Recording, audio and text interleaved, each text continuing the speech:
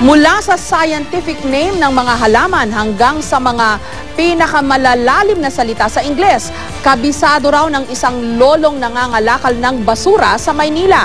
Hindi man daw siya nabigyan ng pagkakataong makapagtrabaho kahit nagtapos ng kolehiyo, hindi raw siya tumigil sa pagpapayaman ng kanyang kaalaman. Kilalanin siya sa report ni Leigh Alves.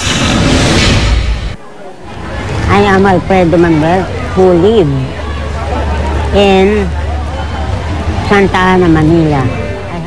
Siya si Alfredo Di Chanco Manuel. Kadalasang makikita siyang palakad-lakad sa Pedro Hill at Taft Avenue sa Maynila. Kung hindi nagbebenta ng dyaryo, namumulot siya ng mga mapapakinabangang basura. Kapag di naman abala sa paghahanap buhay, makikita siyang nagsusulat. Ang sinusulat lang naman ni Mang Alfredo, mga scientific name ng mga halaman. Scientific name ng mango, mangga. Mangifera indica. Sampagita. Has meaning sambak. Ang waling-waling is Banda Sandariano. Tapos daw sa kolehiyo si Mang Alfredo, pero karamihan daw sa kanyang mga alam ay produkto ng self-study. Mahilig daw kasi siyang magbasa, lalo na tungkol sa botany. Napakasarap kung mag-aaral lang ang iba. Dinivote ko ang time ko sa ganito, sa writing, reading, research. Sa pakikipag-usap ko kay Mang Alfredo, natuklasan kong magaling din siyang mag-Ingles. At hindi rin basta-basta ang kaalaman niya sa Ingles dahil pati bokabularyo ng mga di karaniwang salita ay alam din niya. Iconoclast, an image destroyer, nepenthe, a drug inducing forgetfulness of sorrow. Tintinabulation is the ringing of bells.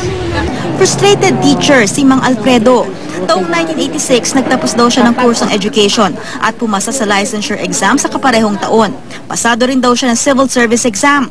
Yung motivation, you have to encourage each and every one of you to be successful in life. Pero nabigo si Mang Alfredo. Kalaunan, nalaman daw niyang ang dahilan kung bakit di siya nakukuha bilang guro ay dahil may record pala siya sa kasong pagnanakaw sa eskwelahan kung saan siya namasukan noon bilang janitor. Wala naman akong kaalam-alam dyan sa pangyayaring yun. Dahil sa pagkadismaya, nangalakal na lang daw siya ng basura. Maraming namamangha at nanghihinayang sa talino ni Mang Alfredo. Kabilang sa kanila ang UP professor na si Professor Benjamin Mangubat. He knows more than I do. So I want to write a book about him. Nag-iisa na sa buhay si Mang Alfredo. Bigo mang maabot ang pangarap na maging guro, di naman siya tumitigil sa pagpapayaman sa kanyang kaalaman. Tulad ng isang mabuting guro, ibinabahagi niya ang kanyang kaalaman sa kapwa. At isa na ako sa mga may natutunang bago kay Mang Alfredo. Isa siyang buhay na patunay na may mga ikinukubling yaman ang lansangan. Leigh Alves, GMA News.